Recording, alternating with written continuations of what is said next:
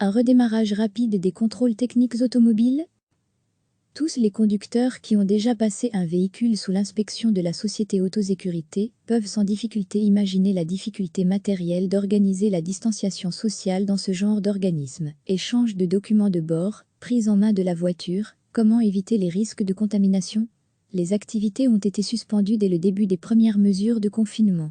Mais avec la prolongation, des difficultés administratives surgissent, notamment pour les propriétaires de poids lourds, qui, pour les compagnies d'assurance, doivent absolument disposer d'une attestation de conformité. Et, par les temps qui courent, le transport routier est devenu indispensable au ravitaillement. D'où la volonté de la ministre de tutelle, Valérie Debu, d'un redémarrage à très brève échéance, cette semaine encore. Ce qui n'est pas du goût des syndicats. Comme le dit Francis Lambert, du CETCA, nous n'avons pas été consultés. Nous ne savons pas quel service serait relancé, mais même pour remettre des cartes temporaires, il faut prendre des dispositions pour protéger le personnel. Quand les contrôles techniques étaient toujours de compétence fédérale, la concertation fonctionnait parfaitement.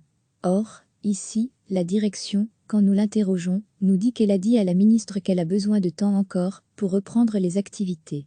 Recevez chaque matin l'essentiel de l'actualité.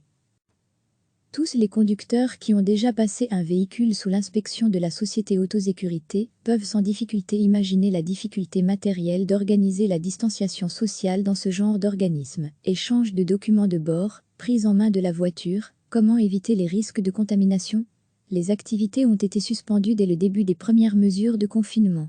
Mais avec la prolongation, des difficultés administratives surgissent, notamment pour les propriétaires de poids lourds, qui, pour les compagnies d'assurance, doivent absolument disposer d'une attestation de conformité. Et, par les temps qui courent, le transport routier est devenu indispensable au ravitaillement. D'où la volonté de la ministre de tutelle, Valérie Debu, d'un redémarrage à très brève échéance, cette semaine encore. Ce qui n'est pas du goût des syndicats. Comme le dit Francis Lambert, du CETCA, nous n'avons pas été consultés. Nous ne savons pas quel service serait relancé, mais même pour remettre des cartes temporaires, il faut prendre des dispositions pour protéger le personnel. Quand les contrôles techniques étaient toujours de compétence fédérale, la concertation fonctionnait parfaitement.